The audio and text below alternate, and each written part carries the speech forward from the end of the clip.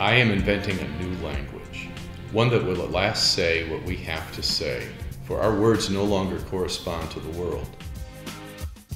Every time we try to speak of what we see, we speak falsely, distorting the very thing we are trying to represent.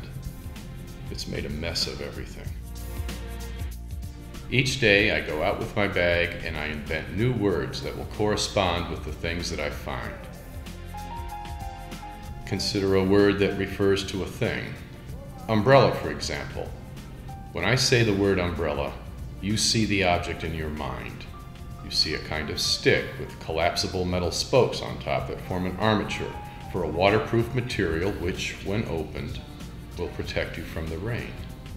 This last detail is important. Not only is an umbrella a thing, it is a thing that performs a function. In other words, expresses the will of man.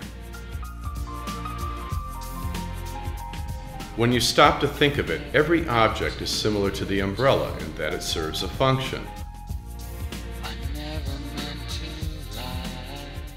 What happens when a thing no longer performs its function? Is it still the thing, or has it become something else? When you rip the cloth off the umbrella, is the umbrella still an umbrella? You open the spokes, put them over your head, walk out into the rain, and you get drenched. Is it possible to go on calling this object an umbrella?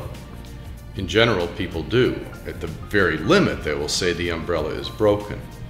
To me, this is a serious error, the source of all our troubles.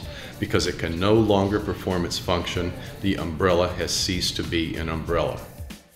It might resemble one, it might once have been one, but now it has changed into something else. The word, however, has remained the same. Therefore, it can no longer express the thing. It is imprecise. It is false. And if we cannot even name a common everyday object, how can we expect to speak of the things that truly concern us?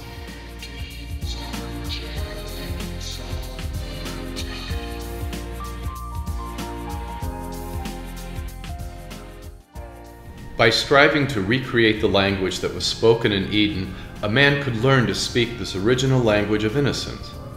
Does it not follow that he would thereby recover a state of innocence within himself? I believe that a child who had been brought up in complete solitude, remote from all association, which would be a hard experience to make, would have some sort of speech to express his ideas. I locked Peter in a room in the apartment, covered up the windows, and kept him there for 9 years. An entire childhood spent in darkness, isolated from the world, with no human contact, except the occasional beating. I finally realized that my work had been a failure. I reached a point of utter disgust with myself and decided to burn all my papers and records.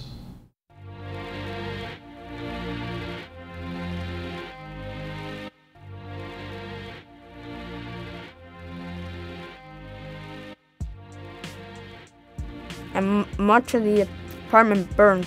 Luckily, my room was at the other end of the hall, and the firemen got to me in time. I was eventually brought to trial. I was put in a mental institution. I was released 2 years ago.